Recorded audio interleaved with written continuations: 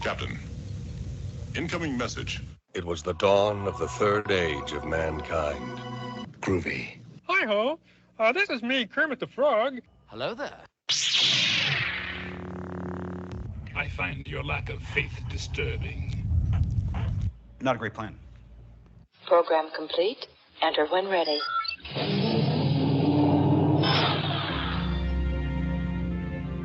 Let's see what's out there. Engage.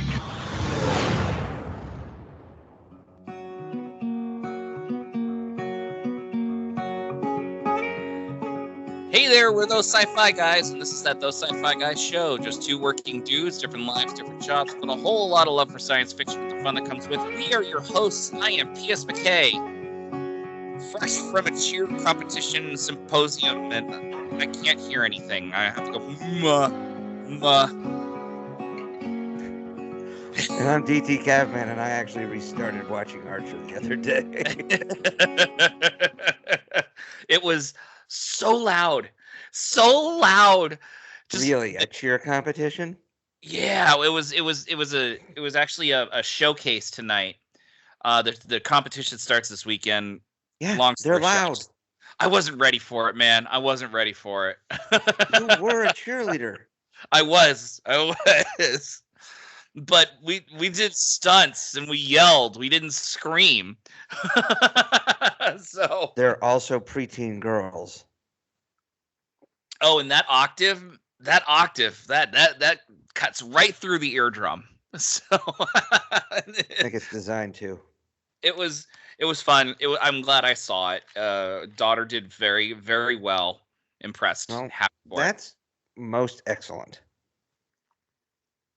So we are on a little bit of a time crunch. I apologize, DT. Before we do that, we forgot to mention something last week. No bit. Passing Trek alum, Gary Graham. Yeah. Ambassador Soval left us. He was up for Captain Janeway, which I forgot you told me about. You didn't know this? I might have read off a list. Yeah, he was up for that role in case they couldn't find a proper female actress. So he did have a role on Voyager, one off. He was an Ocampan. Yes, he was. Wait, was it the one in season 7? No, it was like season 2 or something like that. Something early on. Yeah. Yeah. But okay. And excellent, of course. But the craziest of all, he was Ambassador Soval from Enterprise, a guy who you really kind of want to dislike at the very beginning of the series, but later and later, particularly in season 4, when he kind of, made peace with Archer and they became a valuable ally. Well, Admiral Forrest saved his life, and so he had to reconsider that whole thing. And even before then, after the grilling where Archer kind of told everybody to go fuck off, right after they come home after Stormfront, even Soval eventually says, I may have been wrong at time, to oppose you as captain or something like that. That is true. That was technically when he started coming around. Yeah, you're right. You're right. He played Soval well, and I brought this up before. Most actors tend to play Vulcans arrogantly, which can be a problem because Vulcans aren't arrogant. They just are. They just have no emotional quotient. Some of them are, especially the Enterprise era ones. Which, of course, is when you learn that this was before they rediscovered the teaching of Surak. Right, exactly. So he was a good shower of that transit. Tim Russ played a flawless Vulcan. He got what Vulcans were. The Vulcan on the Titan A during Picard season 3, she was a fantastic Vulcan. That actress, fantastic Vulcan. She played it perfectly. There's just a way to play a Vulcan so that they don't come off as a jerk. There's a way. It can be done. Captain Solok? Oh my God. That was for story purposes, but yeah, he was the worst. He really was. He was awful. But Gary Graham, great job as Soval. Really owned it. Made him a very valuable character. And he got to play an evil one with a goatee in the mirror universe. He did. Yeah. No, actually, he was kind of the oppressed one, but he still had to wear the goatee, which I thought was perfect. They had. I mean, they had to do it. It had to be done. It was very well done. And I got to be honest with you, the clips from him from Prelude to Axanar, and then the scenes that they've released from, the stuff they've been working on the Axanar project with him. Boy, I hope whenever they're going to drop it, they've gotten his stuff done, because they've already lost Richard Hatch, who was Karn. Mm-hmm. So. Yeah, that's right. Forgot about that. Dang. But of course, he plays. I mean, even in the few minutes he gets in Prelude to Axanar, he's that Soval from season 4. Yeah. He's perfect. I loved that Prelude to Axanar vignette. It was very good. We'll have to discuss it another time, but I will just go ahead and say to Gary Graham, another sci-fi great, from Alien Nation as well. Oh yeah, that's right. And wait, he was he was the human police officer, wasn't he? He was. Ah, man. And the other guy was eventually was like in a bunch of recurring or a bunch of guest roles on Trek 2. I liked that show, Alien Nation. Well, what can you say? Once you kind of get in, you're in. Yeah, you're in the sci-fi circle at that point. You can't get out. Although I will say, there was more than a few Star Trek alums who've shown up on the various NCISs over the years. I don't know what it is. Maybe just because it's a franchise. It might be just because some of the producers are new Berman era and stuff, and well, maybe in the old Belisario era, that's they had that sci-fi adjacent, the Quantum Leap. But that's true. That is true. So anyway, shall we get started? I believe we shall, and I'm just going to throw this in there. No intro needed, but we are going to be reviewing some more of our favorite themes. Mind you, these are more of the animated themes from when we were kids. Yes. Can I do it now? By all means. There we go.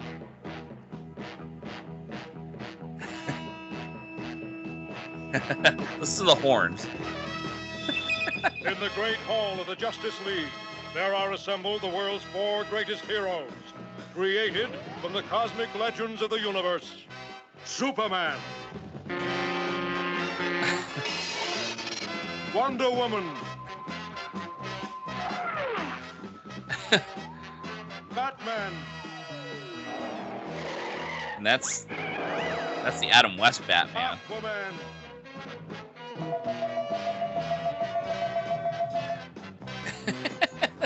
Riding the seahorse. Those 3 junior super friends, Wendy, Marvin, and Wonder Dog.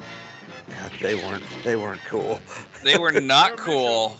To fight injustice, to right that which is wrong, and to serve all mankind. You might want to. You should pull up a later iteration. Like Challenge of the Super Friends. Might not be a bad one. Should be the second one down. It's not, but there we go. This one? Oh, yeah, this one. I forgot the giant Native American. Apache Chief. Together from remote are 13 of the most sinister villains of all time, the Legion of Doom, dedicated to a single objective, the conquest of the universe. Only one group dares to challenge this intergalactic threat, the Super Friends.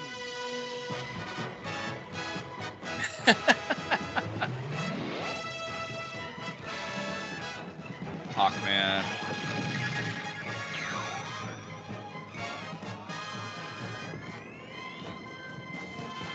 What? Is that a giant woman? Yeah, Giganta. The Justice League of America versus the Legion of Doom. This is the challenge of the Super Friends. Wow. Did you ever watch the Arrowverse? Any of them? No. So at the very end of the Arrowverse 5-part crossover, the big one, the Crisis on Infinite Earths, which was fantastic, by the way. Yeah, you've said. The very end is like kind of when they officially form a Justice League. It's not really a huge spoiler, but at the very end, they kind of have this in this old building that kind of looks like the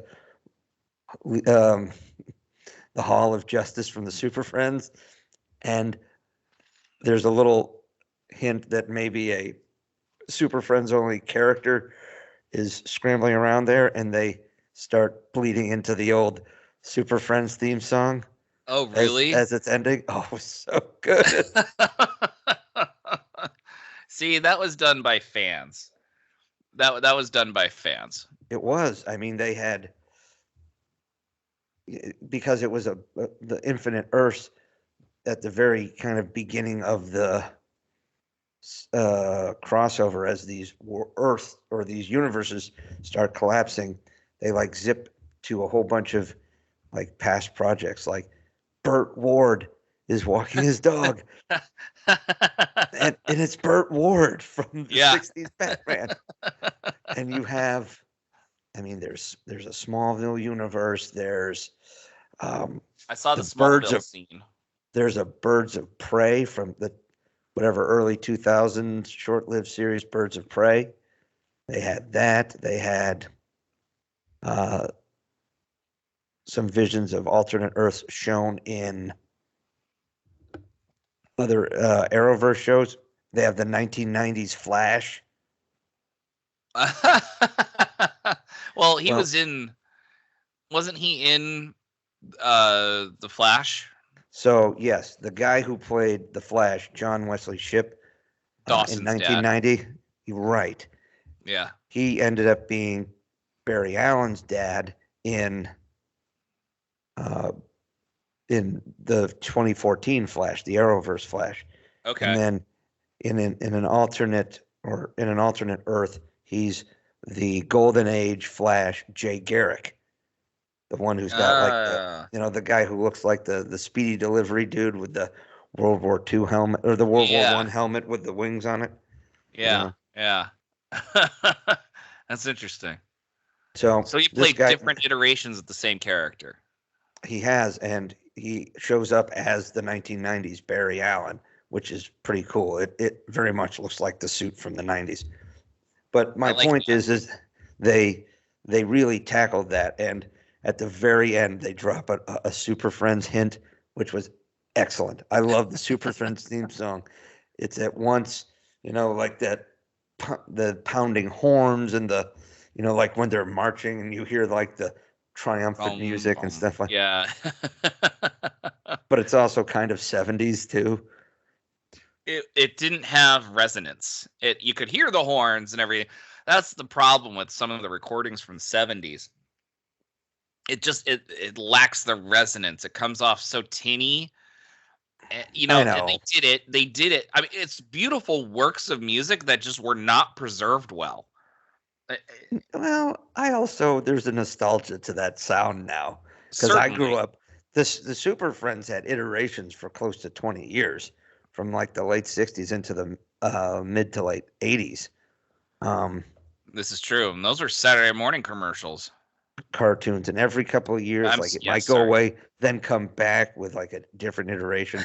There was the first version of the Super Friends that had like the Scooby Doo crew with them, and then Another one, they came back with the Wonder Twins, Jan and Jana. Yeah, I forgot about them. And then they came back with this group, and then they came back with a later group which had like the young superheroes like Firestorm and Cyborg, who I think had just been introduced in the comics. So you'll get those. It was cool, man. I had the action figures for them. They're kind of corresponding to those Super Friends cartoons. So those were the superheroes I grew up with. Right. Cheesy Saturday morning cartoons where the Justice League always beats the Legion of Doom. and Batman isn't, so dark and scary. It's one of those that was the thing, because the thing about Batman 1988 was that was a pretty dark flippin' movie for an 8-year-old to see in comparison to the Super Friends Batman or the 1966 Batman, and the Adam West Batman, which was always on reruns. Yeah, especially that movie, the movie, yeah, that was on Disney Channel all the time. All the time. Why is Batman so dark and violent? Where's Robin? I know. Where is Robin? That was the big question. Where's Robin? that was the most irritating part of it all. It was interesting. And then let's see. Did Batman Returns come out before the Batman animated series? Maybe. It might have been the same year. I think it was the it's same that year. Tim Burton Batman that it greatly influenced Batman the Animated Series. The music. Oh yeah, all of it.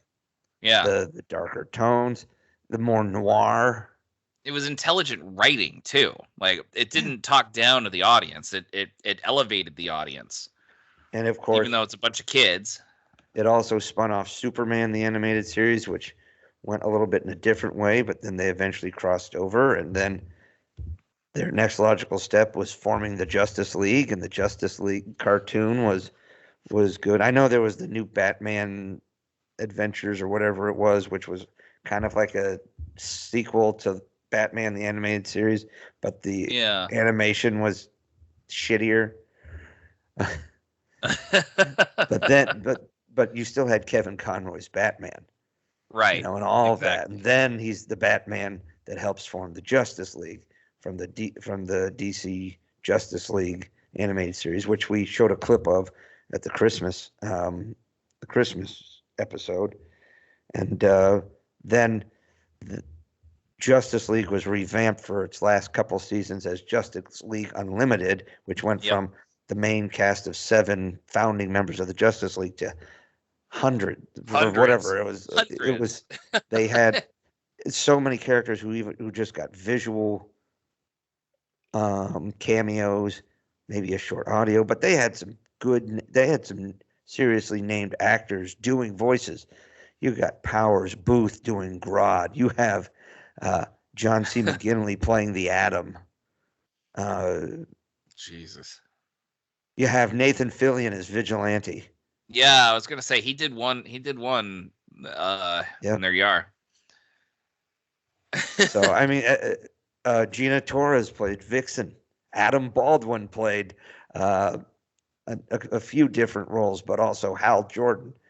Even though the Green Lantern they focused on most was John Stewart, who of course was Phil Lamar. But there you go. I think you had 3 cast members of Firefly right there. Of course, Darkseid's son Calabec was played in Superman and Justice League by Michael Dorn. Michael Dorn. I remember there were a lot of Star Trek alumni in that show. Ed Asner had a ton. And by the way, Justice League Unlimited. It's not a show from our childhood, but if you pull up that theme, that was an epic theme.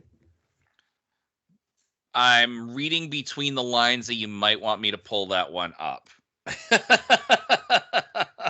You can watch all the Justice League and all the. I think you can watch Batman the Animated Series 2 on Netflix, but Justice League and Justice League Unlimited are all on there. Oh, the question is Jeffrey Combs. Oh. Morena Baccarin is Black Canary. I forgot about that. There you go.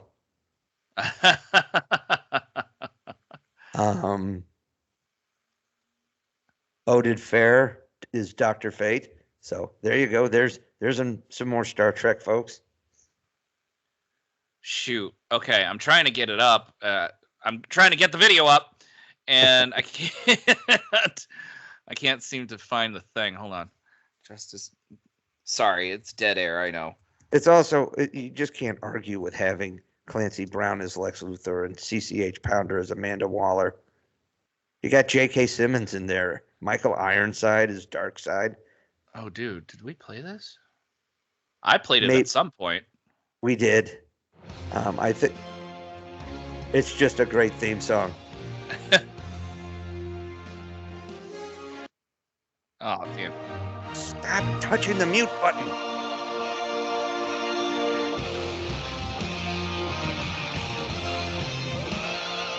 Wow.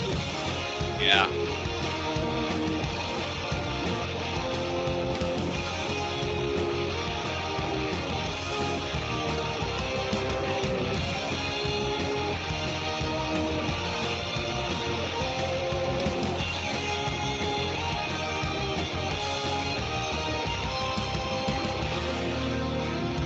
Pretty terrible. It's epic. By the way,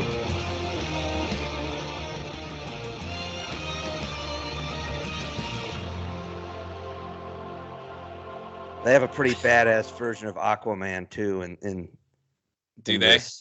Yeah, he has to sacrifice his own hand to save his son, and so he gets a hook. That's like also part grappling hook. Yeah. Pre-Jason Momoa, badass Aquaman. Well, yeah, but they did good on him, which is interesting. Yeah. I mean, he was still a laughing stock. That wasn't. No, the original Aquaman movie was really good. I mean, I'll take your word for it. I heard nothing bad about it. I just had no desire to watch it. You should see the first one. The second one, if you don't want to watch it, you don't have to. But the first one was good enough. You should watch it. Yeah. All right. Well, I mean, I got HBO, so I can check it out anytime. I saw Black Adam, and that was awesome. I saw Black Adam. I do need to see that one. That was a fun watch. I think it's on Netflix. Oh, it could be on Netflix as well. Dude, Warner Brothers is just licensing out the crap out of their stuff to Netflix. Oh, I know. Like I said, all the Justice League and stuff that's dropped on the movies, the Justice League, the Snyder Cut, and of course the animated series, which I've been watching the shit out of the animated series. They're great. Anyway. How do you have time to watch all this stuff? I mean, well, when sometimes I sit on the exercise bike. I don't want to be sitting on it for an hour trying to watch, something. So they're a quick 22, 23-minute episode I can throw on. Yeah. Maybe watch 1, 2, maybe if I'm really feeling frisky. Yeah. But, if I only have like a half an hour, I throw on one. I'm still trying to get around to watching No Hard Feelings on Netflix. Can't find an opportunity to watch that one. Well, anyway. My wife watched that one on the plane coming back. Stop it. No, you talked. I want to talk. My turn. My Shut stuff up. Is related. Here. I was just saying my stuff was related to our podcast.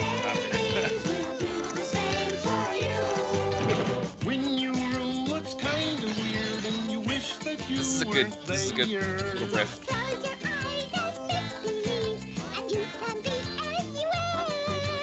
I like it. I love great jokes. I've got my computer. I'll play the piano. Is everything all right in here? Yes, Nanny.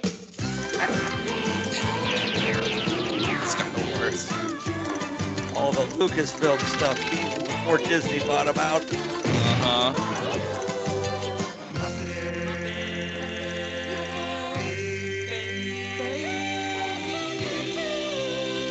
That little doo-wop at the end. Oh. Yeah. Well, I mean, it's a Henson thing, so. Yeah, it is. It's true. You gotta love it, man. This show ran for like 6 years. It was a long time. It started in the mid-late 80s or something. Yeah. I remember coming home and watching it in the basement. Just like that was a fun watch. I want to say it was one of the Muppet movies where they had the little puppets.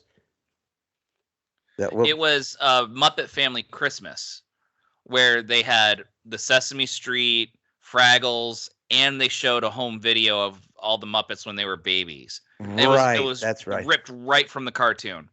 Was it ripped? Live action? Oh, yeah. The live action. They designed all the Muppets just like from the cartoon. So, yeah, but I think it was it was Muppet.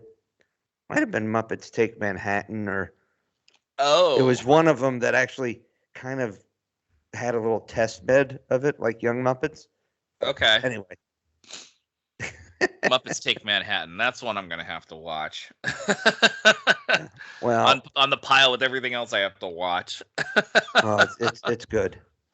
Yeah. Since we're in the Henson realm, I gave you way ahead of you. Way ahead of you. Here it is. No. The animated one.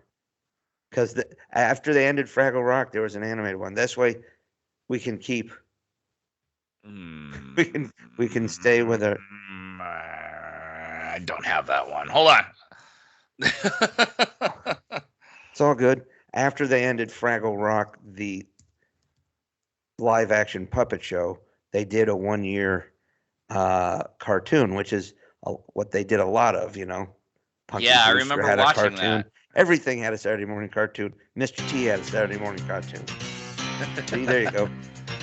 Even better is that they didn't change the theme song. No, they didn't. But it still counts, even though it's one of the greatest theme songs. And it's good animation, too.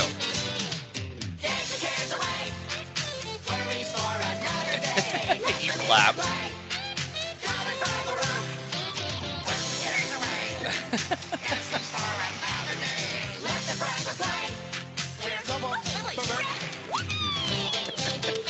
Wow. They could do a little more with animation. Oh, they totally could.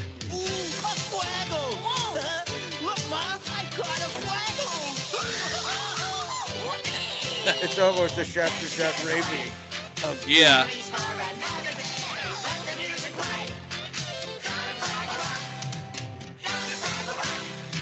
Down to Fraggle Rock.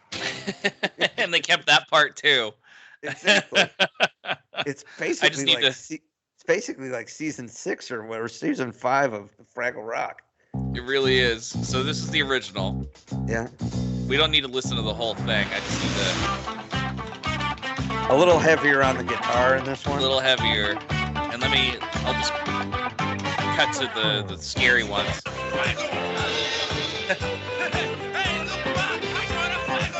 Oh, they totally recreated that in the animation.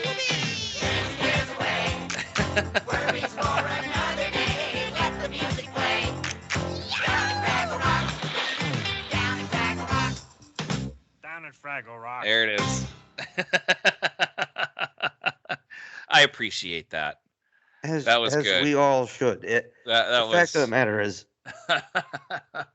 well, we did an entire episode to the late great Jim Henson and his works of fantasy and magic, and yes. It was great, man. We have so many.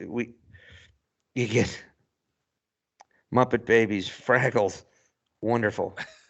You know what was one of my all-time favorites, though, growing up watching. I think they were probably reruns on Nickelodeon, but I mean, Inspector Gadget. Oh, what? Say no more. Here we go. Click it or tick it. No, screw you. Try that one. Ooh, looks like a chicken sandwich. Looks delicious.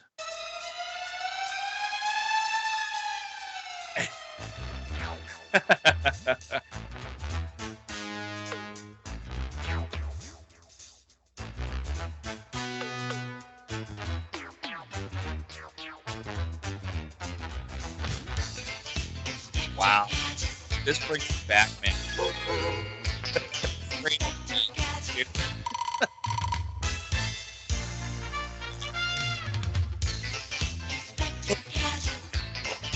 Poor Chief.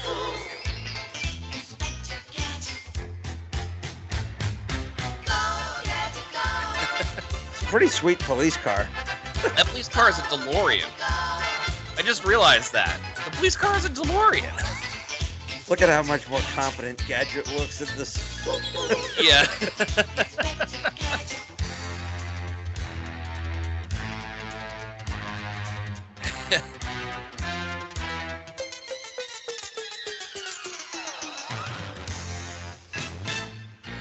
Oh. Inspector Gadget, played by legendary comedic actor Don Adams. Don Adams.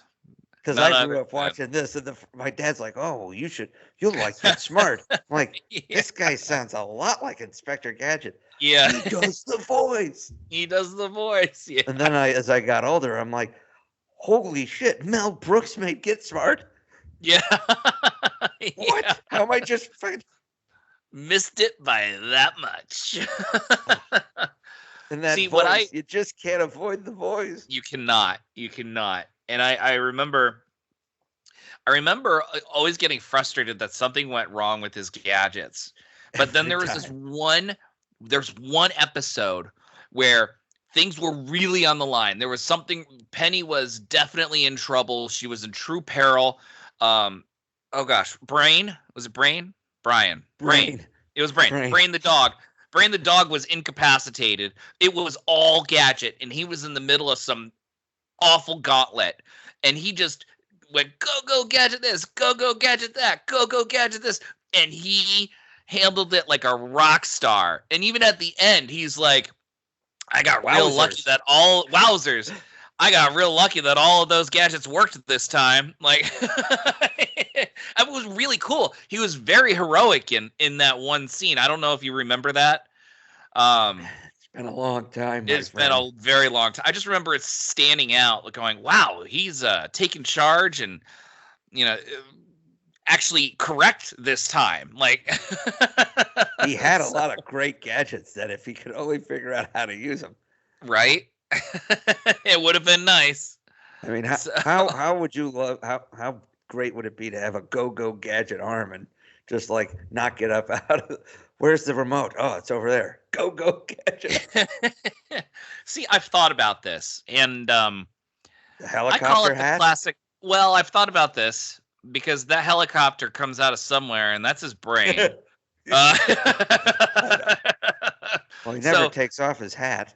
He's definitely a cyborg, right? Or some kind of android?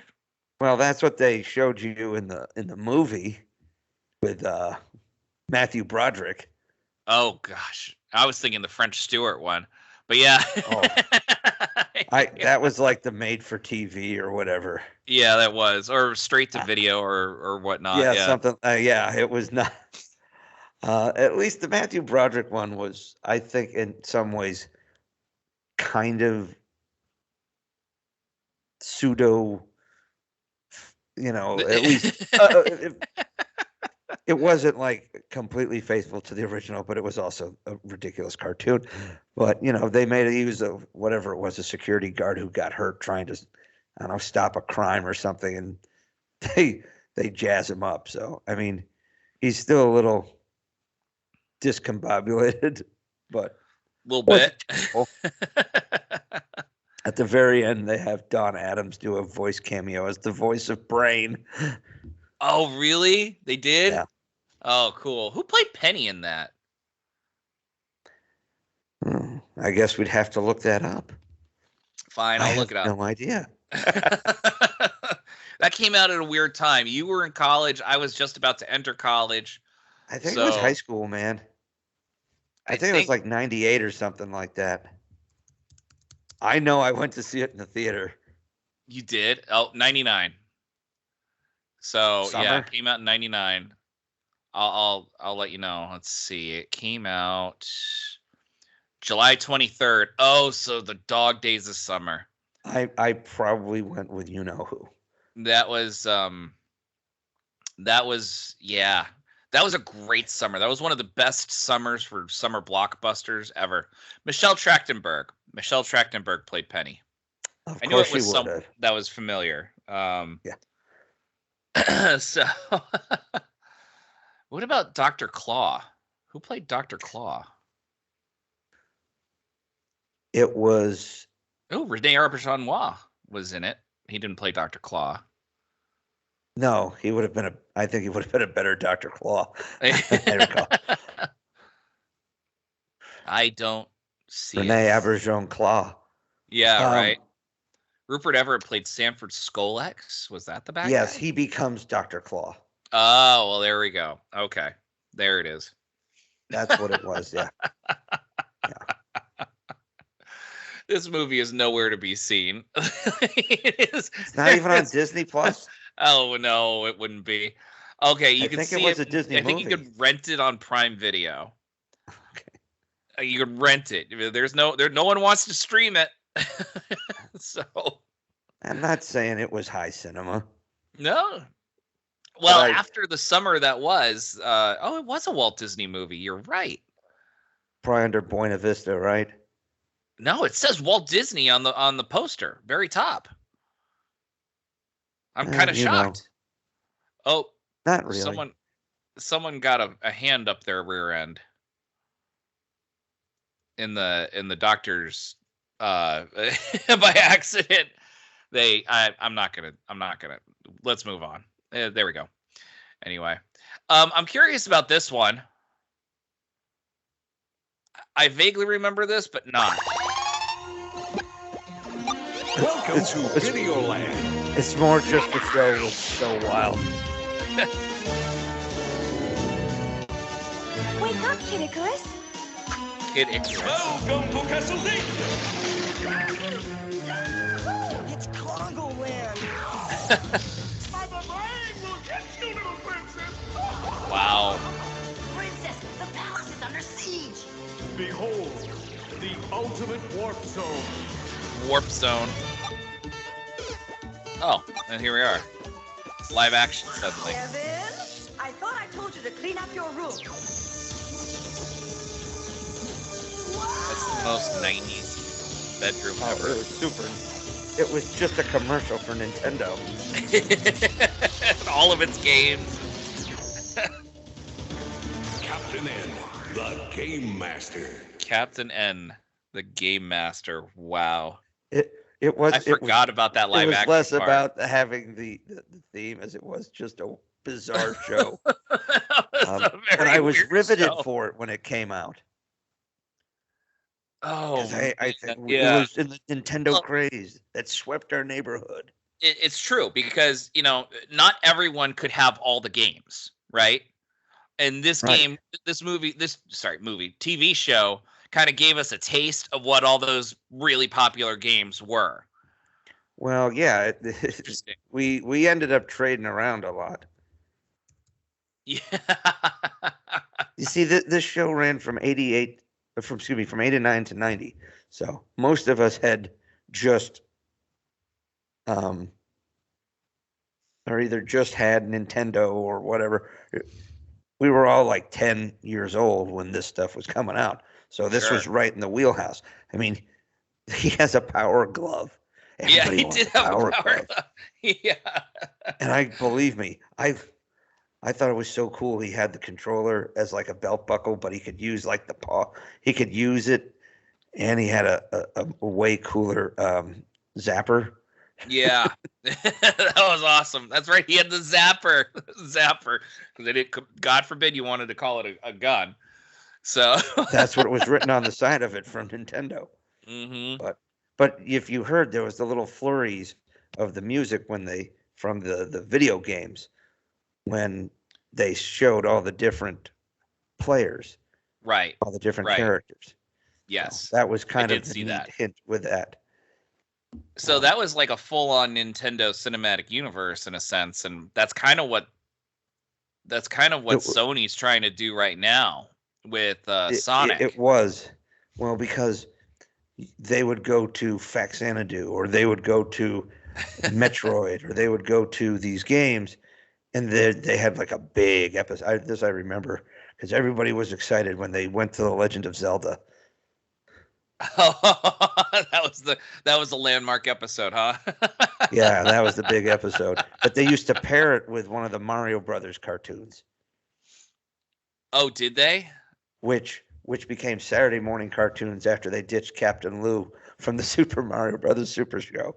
Oh man. You remember that one? I remember that show. I don't remember Captain Lou being. I don't even know who Captain Lou was. Oh, Captain Lou Albano, the wrestler. Well, let's do it. There it is. Hey, paisanos, it's the Super Mario Brothers Super Show. This is so cringe. With the Mario Brothers and plumbing's a game. We're not like the others who get all the fame. If your sink is in trouble, you can call us on the double. We're faster than the others, you'll be hooked on the brothers.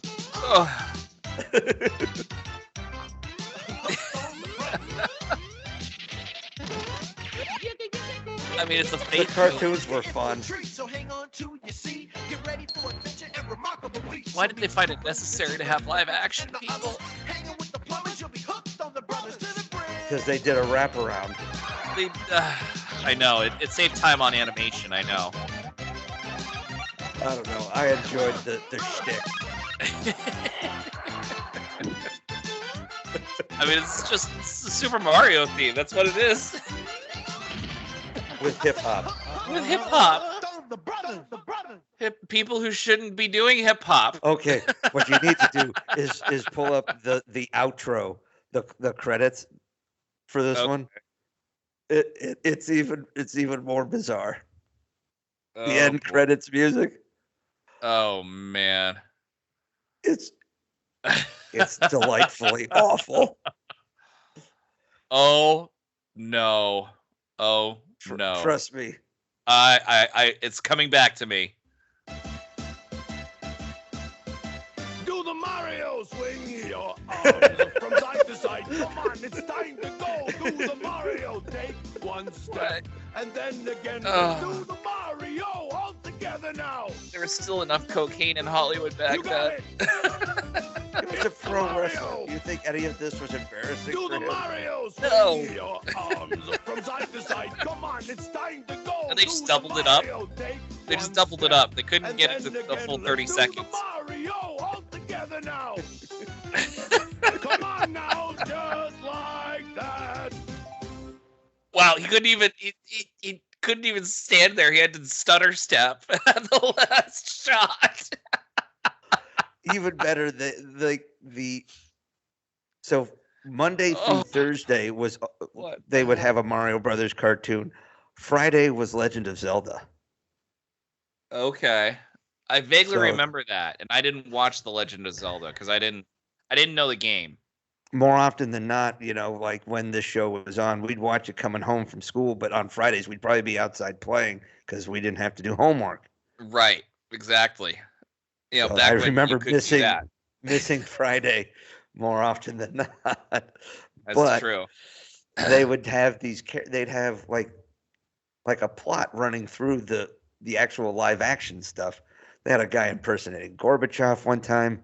They had oh my god, Maurice LaMarche be Inspector Gadget in a live action segment. What? Yep, he would the voice of Kif. Oh my god. And Orson Welles and all of these different voices. Yeah. No, I oh man. God, what a different time. I mean, I would just love to go back in time and just like turn on the TV and see what nonsense was on.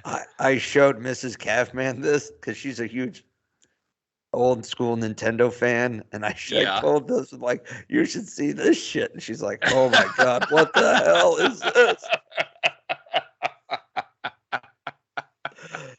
I mean, she loves Mario Brothers. Yeah, but not that.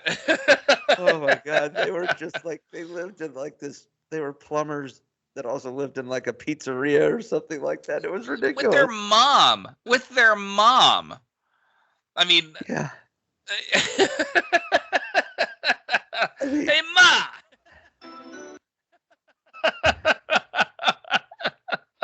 The best part about it is it didn't matter to the 10-year-old, to the 8-year-old. It didn't matter. Because they lived with their ma, usually. They were ridiculous. It was ridiculous. And yeah, maybe they'd have some goofy things going on, and maybe it was kind of funny or whatever. But once you got to the cartoons, you're like, oh, cool.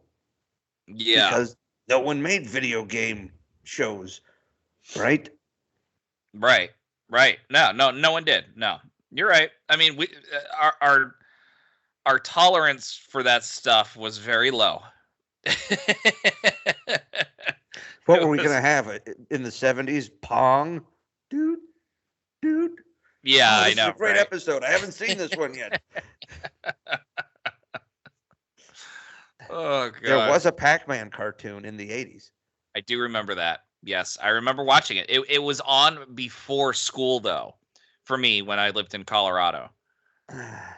Well, I know it was a Saturday morning cartoon, but you know what happens. A lot of times they'll end up cycled into reruns on like 6, 7 in the morning. Yep. And that's what it was. I mean, I would be able to watch it at like 7 in the morning before I had to walk to school. Like, so. But you know what? The whole point was I wanted to get up so I could watch it in time out after getting ready. But yeah. Maybe the granddaddy of great Saturday morning cartoons for me, it has to be Scooby-Doo. Ah, got you covered, dude. Scooby-Doo was on Saturday mornings for like 30 years in a very. Oh, it totally was. And there were multiple theme songs too. This is the one. Scooby-Dooby-Doo. So 60s. We got some work to do now. Do they have the monkeys do this or something? Scooby-Dooby-Doo. Where are you? We need some help from you now. Come on, Scooby-Doo. I see you. Pretending you got a sliver. You're not fooling me, 'cause I can see the way you shake and shiver. You know we got a mystery to solve, so Scooby-Doo, be ready for your act. I forgot about this bridge here. And Scooby-Doo, if you come through, you're gonna have yourself a Scooby snack. Oh, Raggy. Scooby-Dooby-Doo, here are you. You're ready and you're willing. We can count on you, Scooby-Doo. I know we'll catch that feeling. Wow. They had the other one that was pretty good. The other Scooby-Doo theme song. That was from the 70s, I think. Let's see. Not a pup named Scooby-Doo. Although that's a good one. No. 70s? Try that one.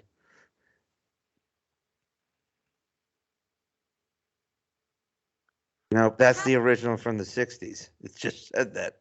Yeah, it did. Sorry, I only see half the screen, so. This one? Yeah, 1972. 72. There we go. Yeah. Oh, with Batman. These were the Scooby-Doo movies. These were great. The Addams Family? Addams Family. Jeez Louise. This is a good one. Yeah.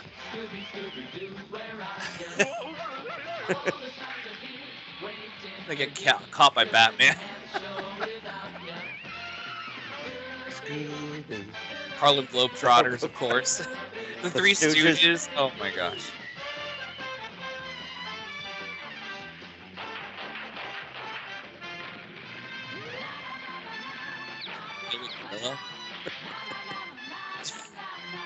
Oh my gosh. Abbott. Laurel and Hardy. Costello. No, that was Laurel and Hardy. Where are you? Over here. Oh my god. You could go through all the ones from the various. They had so many. Jeez Louise, dude. Oh yeah. Here's one that premiered on Saturday morning. It kind of got me thinking about the Super Mario Brothers Super Show. This might blow your mind. I come from the net, through systems, peoples, and cities, to this place, mainframe. My format, Guardian, to mend and defend. To defend my newfound friends, their hopes Reboot. Ever and watched dreams. this? To defend them from their enemies. Like the first true CGI Saturday morning cartoon. Is this before or after Beast Wars? Oh, way before. Way before. We're talking like 91, 92.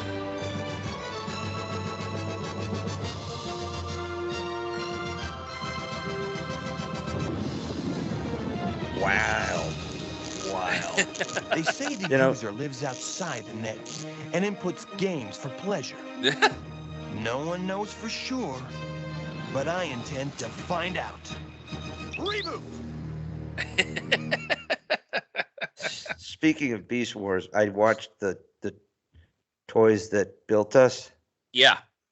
On Transformers this week. That was pretty good. They went all the way up through, I want to say, Transformers Last Night, I think it was. The one with Anthony Hopkins. Oh wow! So that one with the movie, like the Michael Bay movie. Wow. Yeah, okay. They went through the Michael Bay movie. What? You kept talking about I figured you would have watched all the episodes. I don't have control of the TV. They had a lot of interviews with Peter Cullen. Did they? Oh, how cool. I'll have to look that up. I mean, usually when I get control of the TV, it's a lazy Sunday or a Saturday afternoon when nothing else is on. The Bachelor's not on. Bachelorette's not on. She's not trying to catch up on Project Runway. So the last one I had on my list was superhero adjacent. Oh, yeah. We got this one. And here it goes.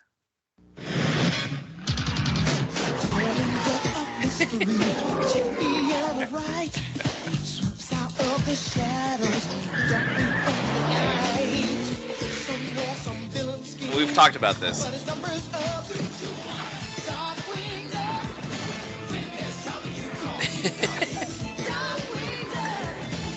This is an ambitious show, by the way. I enjoyed it.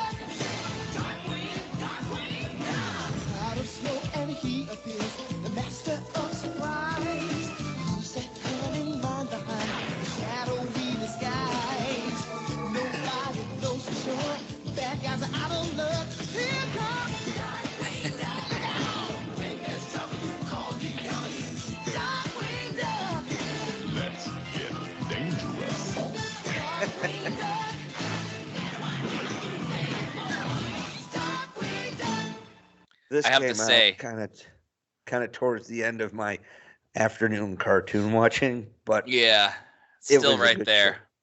It was still right there. It's Batman if he was a duck, and maybe not as good. It's true. I have to say that show introduced me to the concept of the multiverse. When Darkwing Duck goes to the Negaverse and everything's the opposite. So shoot, what's his adopted daughter's name? Duck. Oh, Goslin. His daughter? Goslin. Yeah. She's good. She doesn't get into bird trouble. Yeah. His name's Drake Mallard. Yeah, Drake Mallard. It's great. It's good. But that concept of Darkwing Duck suddenly using the Outlaws in the Negaverse to team up with, and he becomes like the bad guy in a world that's bad. He's the good guy that goes against the Resistance. Yeah, he's It's crazy. It just blew my mind. It was, but it just blew my mind. And then I saw Mirror Mirror when they started airing Star Trek reruns during the summer. And I'm like, oh, wait a minute. This is Darkwing Duck. So, but I loved Darkwing Duck because like they transplanted Launchpad from DuckTales, which I will say I Launchpad was a little bit more gung ho in DuckTales. Was still a buffoon, but he was a little more confident in himself. I think he was kind of wimpier in Darkwing Duck. I mean, it played well to a degree, but I was a guy who, where's my OG Launchpad? It's true. But they also brought over, they'd have occasional link ups with Gizmo Duck. Whom he hated. He hated Gizmo Duck. And Gizmo Duck. And by the way, we liked Gizmo Duck, and we liked Darkwing Duck. Why did he hate Gizmo Duck? It just felt weird because Gizmo Duck was like bright. It was kind of like the Superman Batman dynamic, right? That's exactly what it was. Yes. But all Gizmo Duck was shitty RoboCop. Yeah. And they would occasionally Go ahead. They would occasionally link up with other randos to take on Negaduck and all these other villains. They'd call themselves the Just Us Ducks. Just Us Ducks, yeah. That was good. I want to bring attention to this song that was played during the pilot movie. I found very touching when it was first played. Oops, there we go. The lullaby that Gosling, her grandfather, would sing to her. Close your eyes, little girl blue, inside. Let it happen. Let it happen. Lies a rainbow. Yellow, blue, red, blue, purple too. Blue, purple, and green, then the yellow. Touching moment. Not much on lyrics. Let me try. Rest your head, little girl blue. And that's the code for the weapon. For the MacGuffin. Yeah. It was good seed. They just planted it right there. Chase away fear, so sleep now and dream till tomorrow. I'll be near to chase away fear. So sleep now and dream till tomorrow. See, that was cute. I liked that. You know what I've noticed? What's that? Never be a cartoon duck. Your family dies so fast. So quickly. Oh my God! So many orphans. Huey, Dewey, and Louie. Della There's no Duck. Parents. There's none. Uncles. They're all gone. I mean, Apparently, Scrooge didn't Daffy have Duck children. failed on duck season. Aw. Of course, you know this means war, and they lost it. Wabbit They season. lost it. Oh my God! There's just so many. There were, as we finished, I'm like, how did we forget Super Friends? I know. Wait a second, Scooby Doo. Inspector Gadget. I was just running down these lists. I'm like, Right. Man, what an asshole! How did I forget these? Oh, okay. I got two more. I'm just realizing. Good. I'm glad because everything else was my list. Yeah. So this one was notice a very strong, like sci-fi super theme on. Oh, absolutely, absolutely. So this ran for one season on ABC. Saturday morning. I remember on TGIF they previewed it, on that special. Every year it was like September they would preview. Yeah. They had one TV show like The Pirates of Dark Waters. Yeah, do you remember this? Vaguely. It'll tell the story.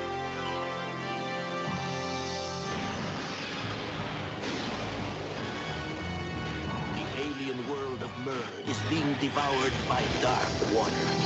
Only Ren, a young prince, can stop it by finding the lost 13 treasures of rule.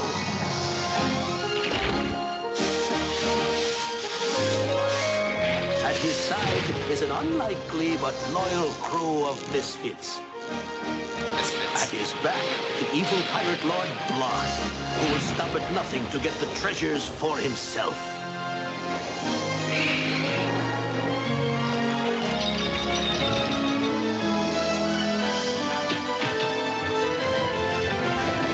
It's high adventure with the Pirates of Darkwater. That's what's his face. Yeah, exactly. You know what I'm talking about. It was in Pretty Woman as the hotel manager. Do I have to? He was the bodyguard in Princess Diaries. Oh my God. Okay, fine. Didn't watch either of those movies. You never saw Pretty Woman? Nah. Oh my God. I will say this. That's a pretty ambitious. Hector Elizondo. Oh yeah, I like him. Yeah, that was the narrator. That was a very ambitious show, and the animation was semi-filmation, but it was actually very smooth, and there was a lot more frames to it. Than typical. So I enjoyed that show a lot. That one year that it came out. So I mean, so many. A good chunk of the shows that we did the last time only lasted a year or two. Cowboys of Moo Mesa. Oh my God, that song! I woke up. Yeah, it's been in my head all week. Maybe the most well-produced theme song because it was actually written and performed by a professional artist. It really was. I mean, yeah. And again, it's another one that without doing a voiceover gives you the entire background of the show. Exactly. So here's one where I heard they're doing a reboot of. I just read that somebody had bought and was planning on doing a reboot of the Cowboys of Moo Mesa. Oh, really? That's awesome. Yes, I would love. Let's hope for it. They better keep that theme. That theme. it was as of 2023 was the notes that I saw. So. Okay. All right.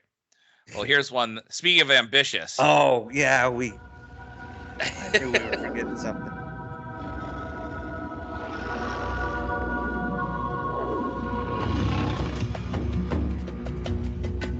This is a great show.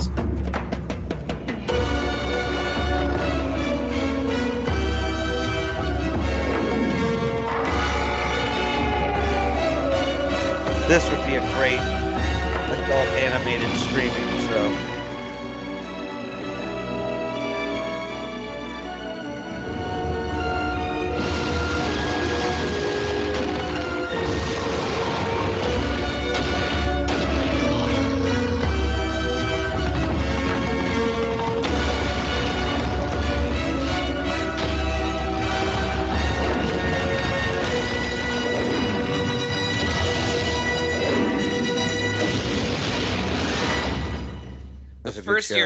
The first year that damn show came out only aired at like 9 a.m. on Fox on Fridays.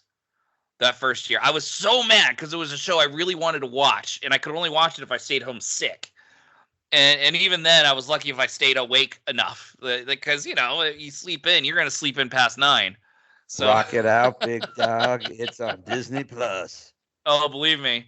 They've been trying to. I know people have been trying to get a reboot of this made off the ground for like 20 years, and all you need to do is populate it with more Star Trek actors. I know, right? It looks like they're going to get that wish, so hopefully it doesn't suck. I saw on one of the Star Trek pages, like Marina Sirtis had posted a picture of her standing next to a cosplayer of Demona. Oh, really? Yeah, really good cosplay too.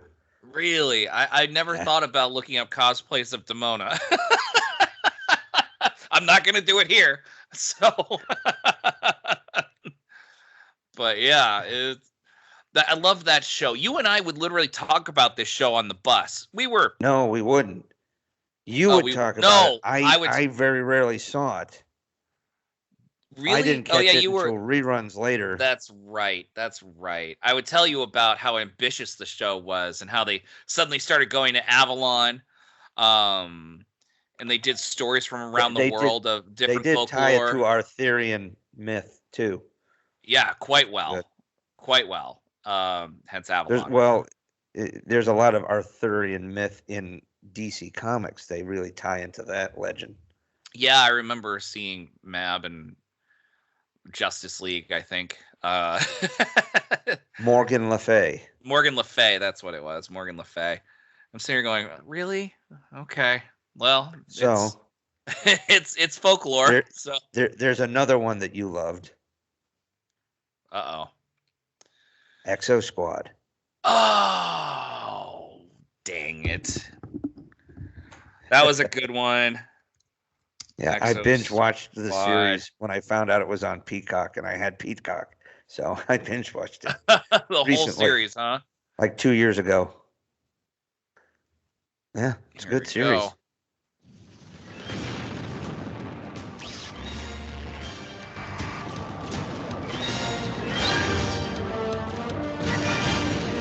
More ambitious storytelling too.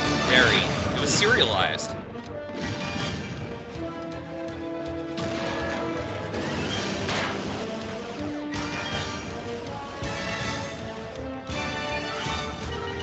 They had really good world building in this. Oh yeah, Venus was a terraformed planet. Mars was terraformed, but Venus was kind of like the tropical getaway. Mars was the hard environment, getting all the minerals. It was the industrial planet. Yeah, the industrial planet that the Neo Sapiens lived on. Basically, they were born and bred to be on Mars. Like, then they had a previous rebellion 50 years prior. Right. The pirates were all out up beyond the asteroid belt that were all renegade humans, and so they built serious lore for this show.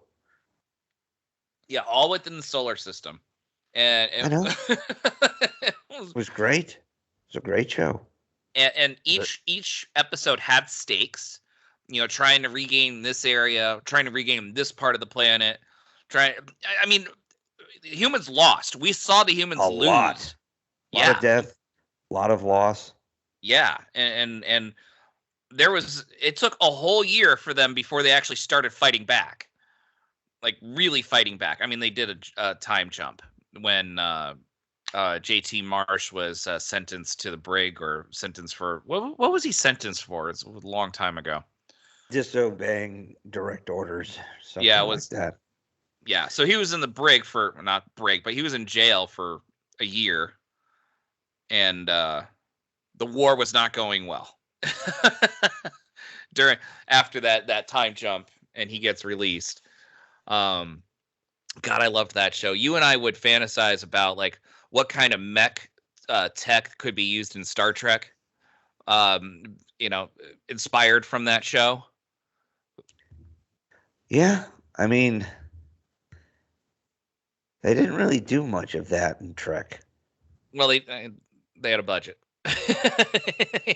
They talked about a hopper in that Jake Sisko episode when the Klingons attacked.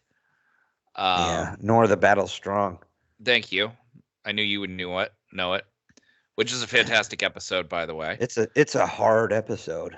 Very tough. But a very good episode to watch, and great character development for Jake, which kind of fell off at times in later seasons. Jake didn't always get as much attention. No, but he had his moments during the Dominion War, especially when he was left on DS9. But I loved Exo Squad. It was just when you recognized good sci-fi, I just clung to it. And it was something that actually bred my imagination to think bigger, which I liked too. This is the type of storytelling that you would get on Babylon 5. Yes.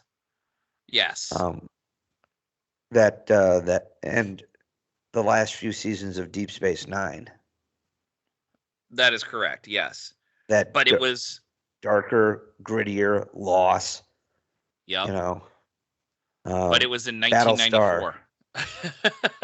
Right at the same time as Deep Space Nine. Yeah. Babylon 5. Right at the same time. So but no one would put them together, right? Because it was kids show. Right. Ah, God, what a stupid.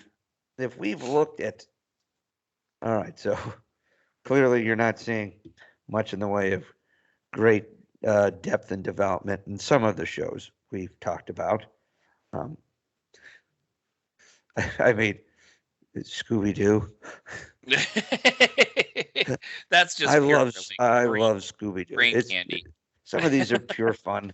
Inspector Gadget, Darkwing Duck. They're all ridiculous. Even the Super Friends, for the most part, were very no villain stakes. Of the week. Yeah, very low stakes. Was it not the Wonder Twins? What was it? The Super Friend with the dog? Wonder Twin Powers. Oh yeah, the I don't know, the Super Kids or something like that. They had absolutely no powers. Jeez Louise, that was stupid. But all that was capitalizing on the Scooby-Doo popularity. Sure. Why else would you have a dog and some schmuck in a cape? I know. It just so I lost our here we go. Nope. Not playing you off. Sorry. So do you have any others you want to add? No, I think we had a good sample. We did a good lightning run here on this too. We avoided more of the rabbit holes. We focused on the subject at hand. I will admit, when I look down the list of things we looked, there's plenty of, well, you got Super Friends, you have anthropomorphic talking animals, you have a cyborg detective, you have a superhero duck, you have a bunch of shroom smoking plumbers. Right. A guy sucked into a video game world, and I'm just going down my list. You have underground cave dwellers that interact with giants, humans, and industrial pickles. I know. Is what Mrs. Caffman called the doozers. Pickles. Well, they came with ketchup or mustard. So. And then actual superheroes with the Super Friends. So most of these fall almost directly in our wheelhouse. You brought in the Pirates of Dark Water, which alien planet, and of course pirates are always good. And Exo Squad, gargoyles, all right up our alley. All perfect, all right there. Yeah, I'm pissed that I forgot about Exo Squad. All of these just really kind of fit in our wheelhouse. I mean, some were a little more cartoony than others, but the fact of the matter is we nailed it. Okay. This week, last week, we really crushed it with stuff. I mean, aside from having the theme to Cowboys of Moon Mesa stuck in my head for a week, and I'd be honest with you, I don't mind it. I didn't mind it that much either, but I texted you. I'm like, that damn song's been in my head all day. I woke up with it. I dreamed it. I dreamed that damn theme. Well, shit, I actually watched a couple episodes on YouTube. Of course you did. The theme song was epic. Was the show any good? I'm trying to remember. It's not bad. It's a Saturday morning cartoon. It did its job. So, great theme song, though. Yes. And speaking of doing our job, till the next time, we got a very special episode lined up next time, everybody. Be sure to tune in. Special guest. We haven't had a guest on this show yet, so this will be fun. Yep, a real live human guest. Yes, coming we to do you interact with next others. time. So on that note, everybody, you guys keep dreaming. We'll keep working. We're those sci-fi guys. It's out there. So long, folks, and like the Cowboys of Moo Mesa, my high ground was raised by a comet.